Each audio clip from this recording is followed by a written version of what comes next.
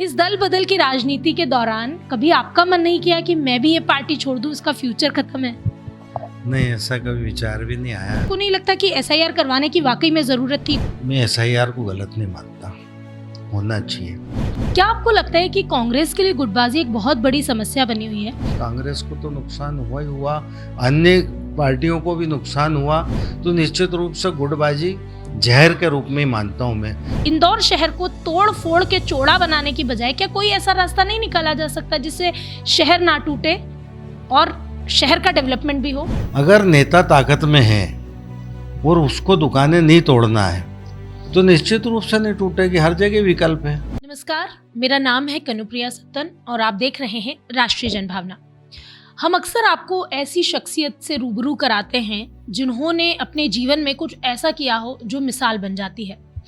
आज हम आपको राजनीति से जुड़ी एक ऐसी शख्सियत से मिलाने जा रहे हैं जिन्होंने युवा अवस्था से ही कांग्रेस का दामन थामा और कांग्रेस जब शिखर पे थी तब भी साथ रहे, और कांग्रेस ने जब वो दिन देखे कि कार्यकर्ताओं की कमी पड़ी, दरी बिछाने वालों की कमी पड़ी, तब भी वो कांग्रेस के ही साथ खड़े रहे। एक ऐसी शख्सियत जिन्होंने हमेशा ही कांग्रेस का ना सिर्फ साथ दिया बल्कि उसके विचारों को आगे ले जाने के लिए भी लगातार कोशिशें की। कौन है वो व्यक्ति, कौन है वो शख्सियत जिसने इस दल बदल की राजनीति के चलते भी अपना जो है कदम कभी भी उस पार्टी की ओर नहीं बढ़ाया जो पार्टी इन दिनों शिखर का रास्ता या जो शिखर को छू रही थी और जो लगातार सीढ़ियां चढ़ रही थी, बल्कि वो उतरते हुए भी उस पार्टी के साथ रहे जिसकी विचारधारा से जुड़कर उन्होंने शुरुआत की थी अपने करियर की। मेरे साथ हैं कांग्रेस के प्रदेश प्रवक्ता राजेश चोकसे जी, जिनका हम बहुत बहुत स्वागत करते हैं। राजेश जी, आपका बहुत बहुत स्वागत है राष्ट्रीय जनभावना में। Thank you. सबसे पहले तो मेरा सवाल यही है कि आप जब जुड़े कांग्रेस से तब आप युवा थे, मतलब एनएसयूआई से आप जुड़े कांग्रेस से, और आज इस समय इतने लंबे करियर के बाद जब आप कांग्रेस के ये दिन देखते हैं तब भी आप कांग्रेस के साथ बने हुए हैं। इस दल बदल की राजनीति के दौरान कभी आपका मन नहीं किया कि मैं भी ये पार्टी छोड़ दूं, इसका फ्यूचर खत्म है? नहीं, ऐसा कभी विचार भी नहीं आया। और मैं तो उस समय से कांग्रेस में काम कर रहा हूँ जब मुझे पहला पद मिला था आर्ट्स एंड कॉमर्स कॉलेज में एनएसयूआई के सेक्रेटरी पद का, तो मैंने अपने अध्यक्ष से लेकर वरिष्ठ नेताओं तक रिकमेंड करी, उसके बाद मुझे वो पद प्राप्त हुआ। उस समय कांग्रेस में पद प्राप्त करना भी बड़ा मुश्किल का काम होता था, और सने सने फिर आप अपना परफॉर्मेंस देते गए और फिर एनएसयूआई में शहर में बने, फिर प्रदेश में बने, राजकुमार पटेल जी के साथ काम किया। फिर उसके बाद यूथ कांग्रेस में इंदौर शहर में बने, उसके बाद एक परिवर्तन हुआ, मुकेश नायक जी के रूप में प्रदेश कांग्रेस यूथ कांग्रेस का अध्यक्ष मिला। आप मानोगे उस समय यूथ कांग्रेस ऐसी चलती थी कि हर महीने 3 से 4 एजेंटे हम लोगों के पास आते थे कि ये सरकार के खिलाफ ये करना। उस समय सुंदरलाल पटवा की गवर्नमेंट होती थी, और निश्चित रूप से मुकेश नायक जी का एक नेटवर्क था कि काम करने वाले लोगों को आगे बढ़ाना। तो जब वो एजेंडा आता था और हम उस एजेंडे को सुधार के और पब्लिश करते थे तो निश्चित रूप से अखबारों में हमको 2-2 कॉलम प्राप्त होते थे, जब 2 कॉलम मिलना बहुत मुश्किल होता था। तो वो कांग्रेस का एक लोगों का क्या बोलेंगे आप, एक संघर्ष था, एक विचार था कि आपको कांग्रेस कैसे चलाना है, मुश्किल परिस्थितियों में कैसे चलाना है, अच्छी परिस्थितियों में कांग्रेस के कार्यकर्ताओं की मदद करना। तो वो दौर भी मैंने देखा है। तो निश्चित रूप से एनएसयूआई यूथ कांग्रेस होते होते फिर मैं सीधा शहर कांग्रेस कमेटी में प्रवक्ता बना, और कई बार गुटबाजी के कारण यूथ कांग्रेस में भी नहीं बन पाया, शहर कांग्रेस में भी नहीं बन पाया। लेकिन राम सिंह भाई वर्मा जैसे लोग हमारा प्रतिनिधित्व करते थे और मील क्षेत्र में ही रहते थे, MIG कॉलोनी में, तो कभी कभार जाना हो जाता था। तो 1-2 बार जब उनसे शिकायत करी कि हमको पद प्राप्त करने में इतनी दिक्कत आ रही, तो उन्होंने कहा कि पद से कुछ नहीं होता, मोहल्ला सुधार कमेटी बनाओ और उसके माध्यम से काम करो। तो हमने एक श्रमिक क्षेत्र युवा विकास समिति का गठन किया, जिस पे हमने उपल जब आए थे और मील क्षेत्र में एक बुलडोजर संस्कृति लाए थे तो उसका विरोध किया, मील क्षेत्र बंद किया, रावण दहन किया, मतलब सामाजिक धार्मिक खेलकूद गतिविधियां उसके माध्यम से चालू करी। तो निश्चित रूप से उस समय मैं नाम तो नहीं लेना चाहता हूँ, यूथ कांग्रेस के अध्यक्ष और शहर कांग्रेस के अध्यक्ष में घबराहट सी हुई और बुलाया कि भाई तुम अगर काम कर रहे हो तो कांग्रेस के बैनर पे करो। हमने बोला हमने कांग्रेस से पद मांगा था लेकिन आप लोगों ने दिया नहीं, तो हमने इसके माध्यम से काम चालू कर दिया। तो निश्चित रूप से काम का सम्मान है, जो करेगा वो पाएगा, ऐसा मेरा मानना है। आपने बहुत आपका जो जवाब था उससे 3 सवाल मेरे जहन में खड़े हुए। पहला तो आपने जैसे ही शुरुआत की तो आपने कहा कि गुटबाजी के चलते आपको पद नहीं मिला। क्या आपको लगता है कि कांग्रेस के लिए गुटबाजी एक बहुत बड़ी समस्या बनी हुई है? क्योंकि जब कांग्रेस सत्ता में भी आई तो बार बार ये कहा जाता है कि बीजेपी ने तोड़फोड़ की राजनीति की, उन्होंने सिंधिया को खरीदा। हालांकि सब जानते हैं सिंधिया को खरीदने की हैसियत बीजेपी की नहीं है, तो वो भी एक गुटबाजी की ही राजनीति थी कि सिंधिया चले गए छोड़कर कांग्रेस, और कांग्रेस ने रोकने की भी कोशिश नहीं की। सोनिया गांधी जिन्हें अपना बेटा कहती थी, राहुल गांधी जिनको परम मित्र कहते थे, उन ज्योतिरादित्य सिंधिया को रोकने की कोशिश राहुल गांधी और सोनिया गांधी ने भी नहीं की, और बीजेपी पर आरोप लगाते रहे कि हम तो सिंधिया को खरीद लिया, सिंधिया को खरीद लिया। तो कहीं ना कहीं ये गुटबाजी का शिकार है कांग्रेस, जो आज इतना बुरे दिन देख रही है। गुटबाजी तो आज़ादी के बाद जब से कांग्रेस बनी जब से ही है ना, और हर पार्टी में, भाजपा हो, अन्य अन्य दल हो, कांग्रेस हो, सब में गुटबाजी है।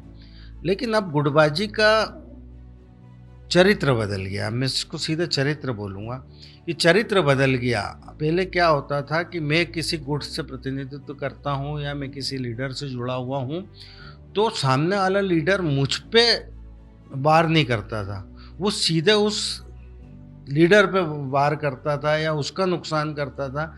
लेकिन सने सने जैसे जैसे राजनीति का दौर आगे बढ़ता गया, पहले नेता कम होते थे, अब नेताओं की तादाद बहुत अधिक हो गई है, तो उन्होंने क्या हुआ कि बड़ वृक्ष काटने की वजह टहलियाँ काटना चालू कर दी, कार्यकर्ताओं के प्रहार शुरू किया। और वो ऐसा दौर जब से ये शुरुआत हुई तो निश्चित रूप से मैंने देखा कि उस पार्टी में कांग्रेस को तो नुकसान हुआ ही हुआ, अन्य पार्टियों को भी नुकसान हुआ। तो निश्चित रूप से गुटबाजी जहर के रूप में ही मानता हूँ मैं, क्योंकि एक पार्टी में काम करते हैं इसलिए सब एक समान होना चाहिए।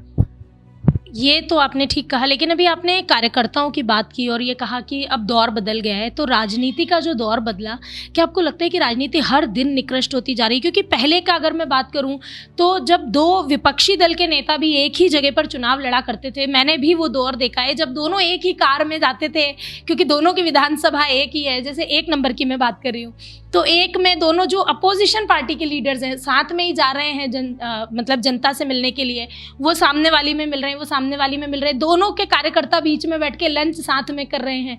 तो उनके बीच में जो थी वो सिर्फ वैचारिक मतभेद था। लेकिन आज जो है, आज तो पार्टी के नेता ही एक दूसरे पर, अगर हम बात करें तो उनके घर पे, उनके परिवार पर, चरित्र पर हम उंगलियां उठाने लगे, कीचड़ फेंकने लगे, मतलब घर तक घुस गई है अब राजनीति। तो क्या लगता है कि ये जो दौर आया है इसके बाद अब क्या हो सकता है? और नहीं, जैसे जैसे समय बढ़ रहा है दौर तो आगे बढ़ते जा रहा है और दौर गलत तरीके से आगे बढ़ रहा है। अभी आपने थोड़ी देर पहले बोला कि पहले लोग विचारधारा के आधार पर चुनाव लड़ते थे और चुनाव लड़ने के बाद निश्चित रूप से एक जायजम पे बैठ भी जाते थे, एक दूसरे के अच्छे बुरे में शामिल होते थे। मुझे याद है पंडित कृपाशंकर शुक्ला जी और सत्यनारायण सत्तन जी का चुनाव। सत्यनारायण सत्तन जी वो चुनाव जीत गए और पंडित कृपाशंकर शुक्ला जी बहुत बाहुबली कह लो उनको, या फैन लोग उनके इतने सारे थे, या वो इतने दबंग लीडर थे कि उनका हारना उस समय मुश्किल नज़र आता था। लेकिन हारने के बाद भी आज तक मैं देख रहा हूँ, उस चुनाव को होंगे 30-40 साल से अधिक, 30 साल से अधिक होंगे 40 साल के आसपास। लेकिन पंडित कृपाशंकर शुक्ला जी का जन्मदिन हो या उनके घर किसी तरीके का आयोजन हो, उस आयोजन में निश्चित तौर पे सत्यनारायण सत्तन जी सबसे पहले आके वहाँ बैठते हैं और कांग्रेस के जो बड़े नेता हैं वो आके निकल जाते हैं, लेकिन वो उतना ही समय देते हैं पंडित जी को, एक दोस्ती के मान लिया, दोस्ती नज़र आती है। विचारधारा दोनों की अलग अलग है, कई बात बैठे बैठे ही आपस में बातें करने लगते हैं और कुछ बात वो उनकी बात कह देते हैं, उनकी बात कह देते हैं, फिर उसके बाद उन्होंने क्या मैं जा रहा हूँ पंडित जी, उन्होंने क्या वो भी उठ के सलाम। एक बार की बात है, दोनों का इंटरव्यू किया था मैंने एक चैनल के लिए, वो दोनों, उन दोनों से ये सवाल पूछा गया था कि क्या पार्टियों ने हाशिए पे डाल दिया है। दोनों अपनी अपनी पार्टी के बारे में बात कर रहे थे और तब भी यही हुआ कि वो दोनों पहले तो लड़ लिए, उसके बाद वो दोनों ही हंस के और कहने लगे कि अरे अब तो लोग ही बदल गए हैं और इस तरीके की। तो वही क्या वो एक चीज़ अब पॉलिटिक्स में मिसिंग है? क्योंकि आप तो उस समय से हैं चौकसे जी, जब आपने ये राजनीति भी देखी और अब आप ये देख रहे हैं जो इस समय चल रही है, और ये कितनी घातक है। नहीं, बहुत दुखद भी है और घातक भी है ना। और इसका अंत नहीं होगा तो निश्चित रूप से जो वातावरण अभी चल रहा है, लोकतंत्र समाप्त होते दिख रहा है, प्रजातंत्र समाप्त होते दिख रहा है। अपनी बात विपक्ष का व्यक्ति कह नहीं सकता, कह दे तो उसके यहाँ बुलडोजर आ जाता है, उसको अन्य अन्य प्रताड़ित किया जाता है अन्य अन्य तरीक़ों से। तो निश्चित रूप से ये जो शुरुआत हुई है, ये आम जनता को समझना चाहिए इन बातों को। और मैं तो ये कहता हूँ कि जब पब्लिक 116 रुपये लीटर का पेट्रोल पी गई और विरोध नहीं हुआ, और कांग्रेस ने निश्चित रूप से विरोध किया, हमेशा कांग्रेस पे आरोप लगते हैं कि कांग्रेस कुछ नहीं करती। कांग्रेस हर आयोजन करती है। कांग्रेस का ऐसा आप कोई भी आयोजन बता दो कि समस्या आई जिसमें कांग्रेस मैदान में नहीं आई। लेकिन जब मीडिया का रुख अलग हो, नेताओं का रुख अलग हो, जो सत्ता पक्ष के लोग हैं उनका रुख अलग हो, तो बहुत काम करने में दिक्कत आती है। मैंने अभी पंडित जी और सत्यनारायण सत्तन जी का उदाहरण दिया, ये एक उदाहरण बतौर नहीं है, उस समय की पॉलिटिक्स इस आधार पे होती थी कि भाई ठीक है, आज हम चुनाव उनसे लड़े, हार गए, जीत गए, वो हमारे, हम उनके, अब लोगों के लिए काम करना। और निश्चित रूप से एक दूसरों से बात करके पब्लिक का जो समस्या उसको कैसे निपटाना, उसमें दोनों साथ खड़े होते थे। मैं यही कहने वाली थी, मेरा सवाल जो था कि पहले की अगर हम बात करें तो पॉलिटिक्स ऐसी हुआ करती थी, जब अगर बीजेपी सत्ता में है और कांग्रेस अपोजिशन में है तो अगर जनता के हित की बात है तो कांग्रेस सपोर्ट करेगी। अगर कांग्रेस सत्ता में है और बीजेपी अपोजिशन में, केंद्र की बात करें तो अक्सर यही रहा, तो जो अपोजिशन पार्टी का लीडर है वो सपोर्ट करेगा। लेकिन क्या अब ऐसा हो गया है कि हम मतलब अगर सत्ता में जो भी बैठा है वो कितनी भी अच्छी बात कर ले, अपोजिशन वाले को सिर्फ विरोध ही करना है, झंडा उठाना है और चिल्लाना है।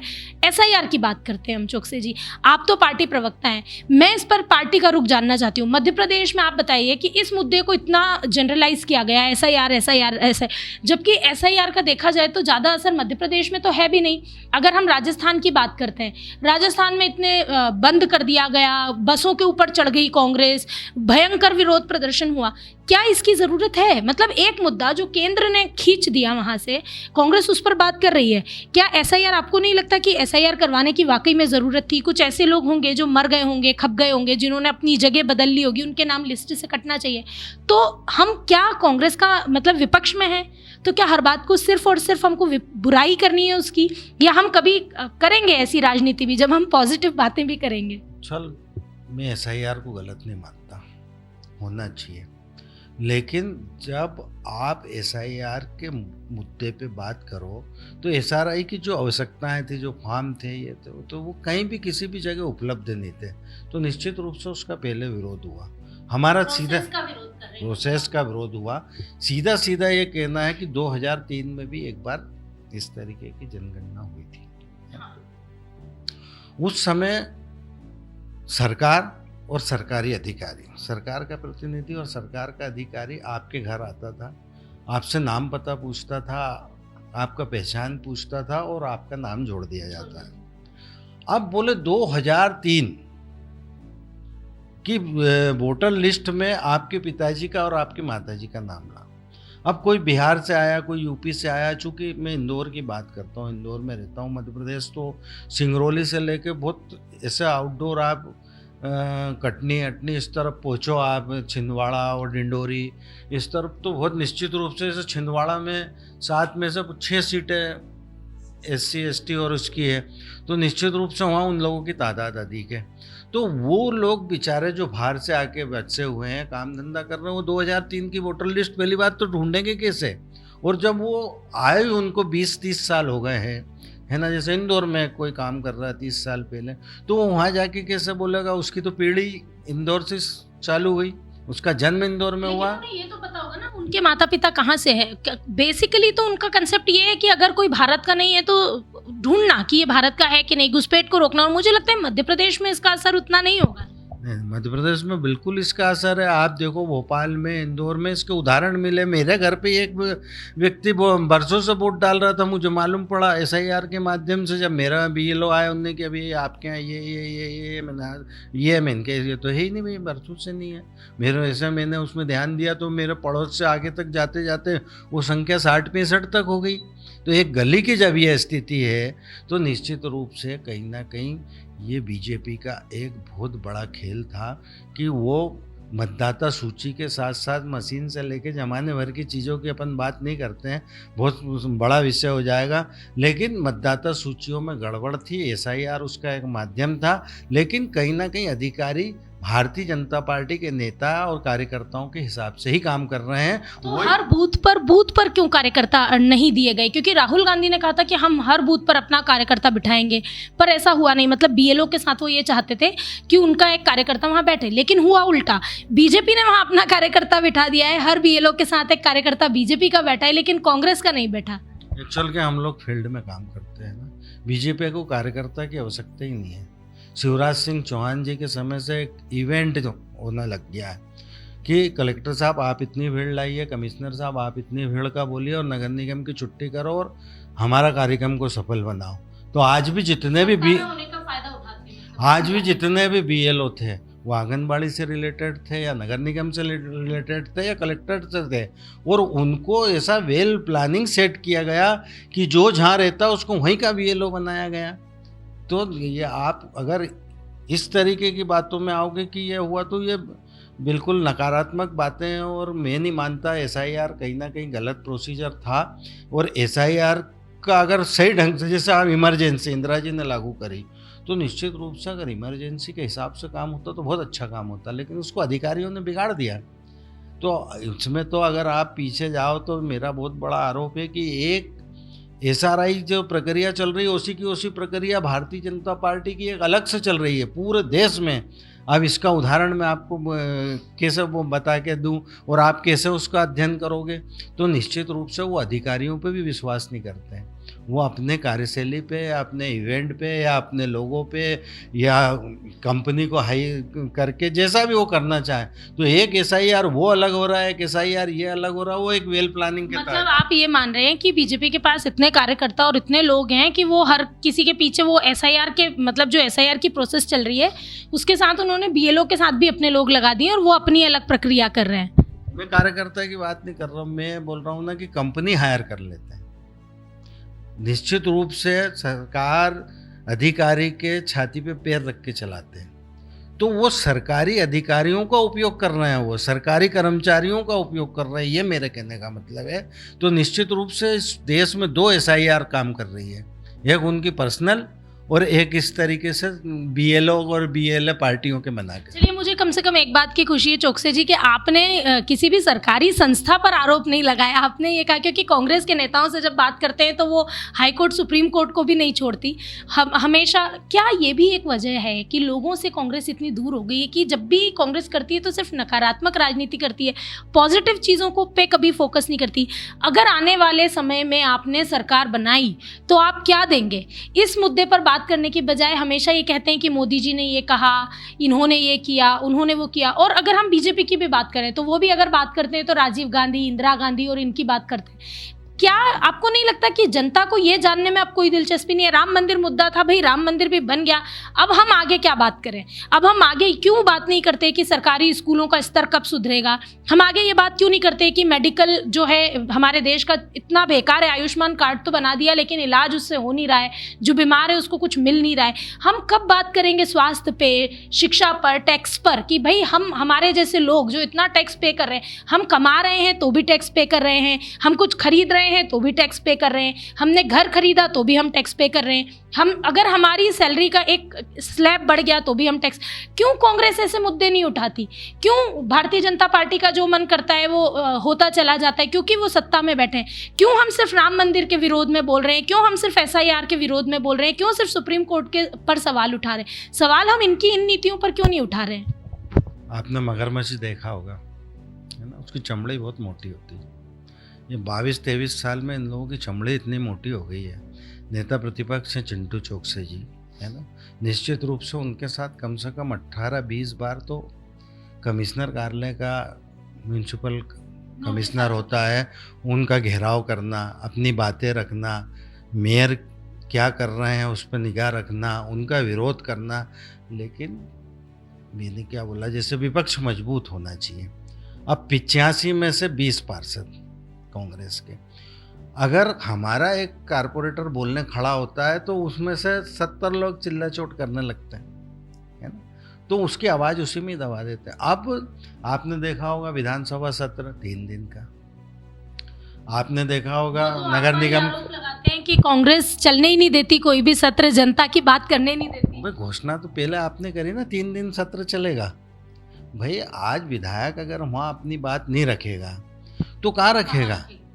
भाई मंत्री अवेलेबल नहीं है, मुख्यमंत्री जी अवेलेबल नहीं है, एक नया फंडा ढूंढ लिया उनने कि हमें फलाने काम के लिए यूरोप जाना है, अमेरिका जाना है, विदेश जाना है, अभी नया ने कितने करोड़ 400 एक करोड़ और रुपए सवाल है, खर्चा जब है। आपने विधानसभा सत्र की बात की कि बीजेपी मतलब 3 ही दिन, आपको लगता है कि बीजेपी डरती है? क्योंकि बाकी स्टेट के जब विधानसभा सत्र होते हैं तो वो लाइव चलाए जाते हैं, है ना, लेकिन कभी भी मध्य प्रदेश जनसंपर्क पर विधानसभा सत्र दिखाए नहीं जाते कि अंदर हो क्या रहा है।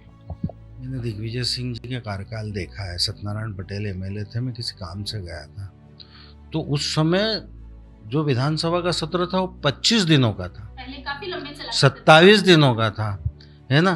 कार्यकर्ताओं को एक बस एमपीआरएसटी की फ्री रहती थी, 7 बजे वो सरवटे बस स्टैंड से चलती थी, फिर वो अपने विधायक के यहाँ जाते थे, वहाँ पहुँचते थे 12-1 बजे, उनको रास्ते में एक जगह पूड़ी सब्जी और अचार मिलता था, वो खा के विधायक के यहाँ सो जाते थे, सुबह अपना काम करते थे और शाम को 7 बजे वो बस उनको वापस इंदौर छोड़ देती थी।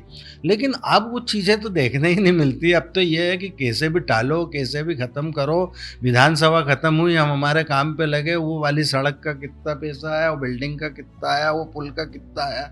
अब मैं बात करूँ आपसे इंदौर की राजनीति की बात कर रहा हूँ कि सज्जन वर्मा जी के जो नेता थे वो कमलनाथ जी थे, वो सड़क वाले उसके मंत्री बने, तो निश्चित रूप से इंदौर शहर उस समय भी ट्रैफिक के मामले में बहुत गंदा ट्रैफिक हो गया था, लोग बहुत परेशान हो रहे थे, जगह जगह बत्तियों में खड़े पेट्रोल डीजल का लॉस हो रहा था।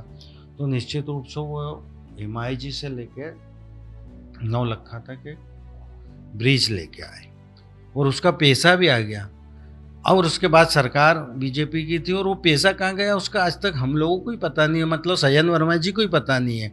फिर वो PWD मिनिस्टर बने तो हमने 6 पुल पास किए सज्जन वर्मा जी ने इंदौर में, वापिस से वो पुल के टेंडर हो गए, सारी चीज़ें हो गई। मेरे को लगता है कि अगर वो MIG चौराहे से नौलखा तक ब्रिज बन जाए तो इस शहर की आधी समस्या खत्म हो जाए, क्योंकि और जगह तो ब्रिज बन गए। निश्चित रूप से अगर वो 6 ब्रिज बन जाते तो जिसमें खजराना वाला बना है ना, सायाजी से बापट चौराहे तक का था, इस तरीके के 6 ब्रिज आपने प्लानिंग। जनता की एक बहुत बड़ी समस्या को छुआ है, तो एक सवाल और भी है कि मेट्रो के नाम पर तोड़फोड़ की जा रही है, क्या वहाँ पर तोड़फोड़ की जगह ओवर ब्रिजेस नहीं किए जा सकते? जनप्रतिनिधि का ध्यान भी उस तरफ होना चाहिए। मैं मानता हूँ इंदौर शहर में बहुत अच्छे जनप्रतिनिधि हुए, समय समय पे वो भाजपा के हों, कांग्रेस के हों, अपनी, जैसे मैं सैयन भाई का उदाहरण दूँ, उन्होंने एक बार वो सांसद थे और संसद के बाहर निकले और उन्होंने कहा, कोई ऐसा मुद्दा आया कि बोले नहीं कांग्रेस में तो जो मिनिस्टर हैं वो सब झोला छाप डॉक्टर है, तो वो बहुत वायरल हो गया वो वीडियो, और वो राष्ट्रीय सचिव भी थे, है ना। तो अपनी पार्टी के खिलाफ लड़ने का माजदा माँ देवी अहिल्या की नगरी में देवी अहिल्या के पुत्रों को था, है, लेकिन अब राजनीति उस हिसाब की रही नहीं।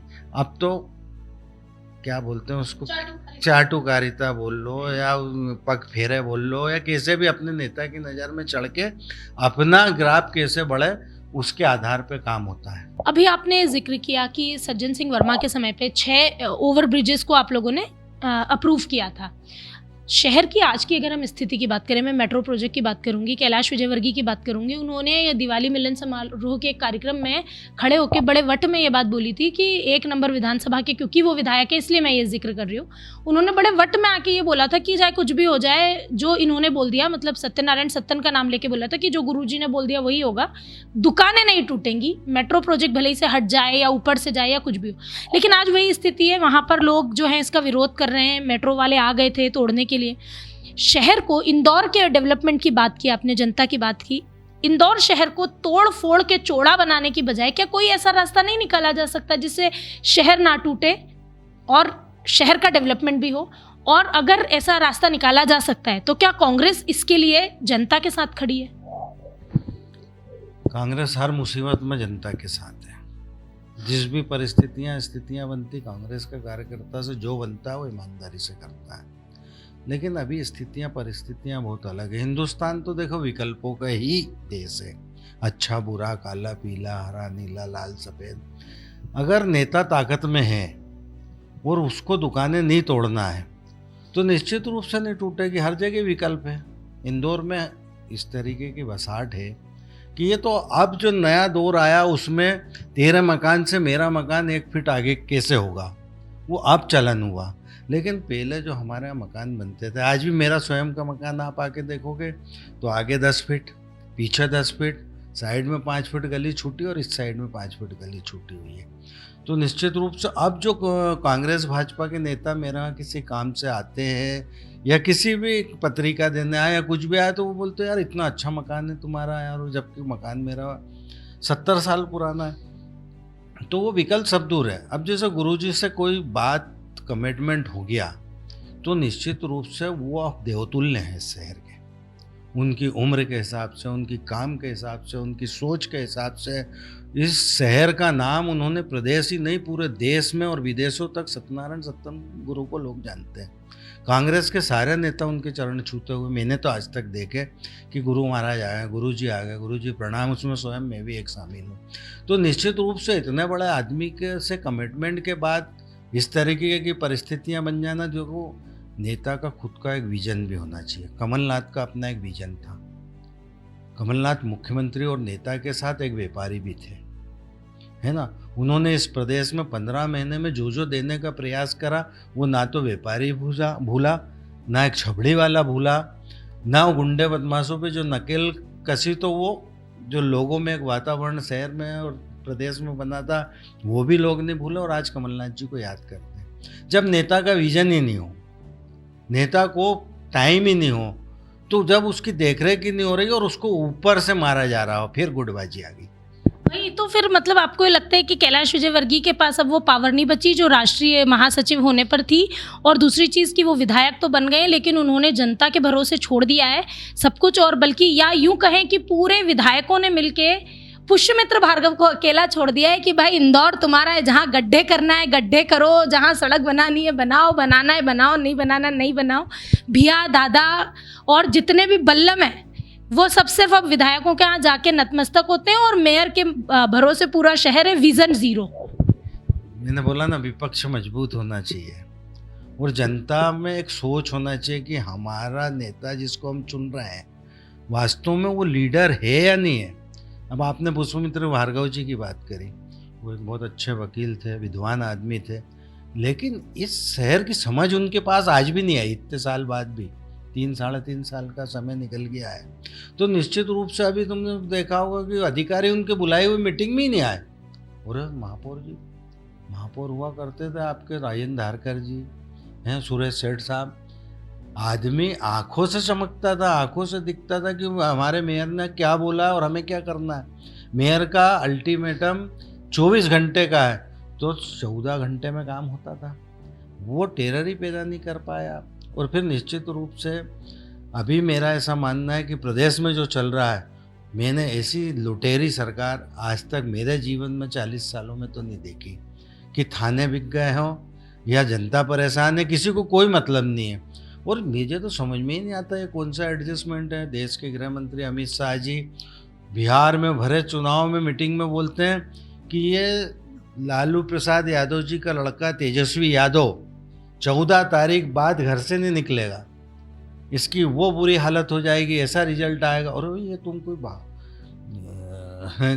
ज्योतिषाचार्य हो गए कि तुमको सब पहले से ही मालूम है कि हमारे कैलाश जी 50,000 से जीतेंगे और रमेश जी 1 लाख से जीतेंगे और बलाने चंद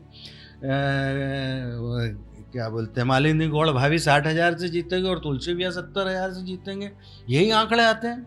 तो कहीं ना कहीं आप वापस से वोट चोरी का मुद्दा उठा रहे हैं। मैं वैसे ख़त्म करने वाली थी, लेकिन अब ये सवाल तो जायज़ है जब वोट चोरी, क्योंकि आपके पार्टी के सबसे बड़े नेता ने ये मुद्दा उठाया और अमित शाह जी का भी इसमें नाम आया। हाल ही में संसद में उन्होंने वोट चोरी के 3 उदाहरण दिए थे। पहला उदाहरण उन्होंने दिया था इंदिरा गांधी का, दूसरा उन्होंने दिया था सोनिया गांधी का, क्योंकि उनका नाम गलत तरीके से वोटर लिस्ट में ऐड किया गया था, और तीसरा उदाहरण उन्होंने राजीव गांधी का दिया था।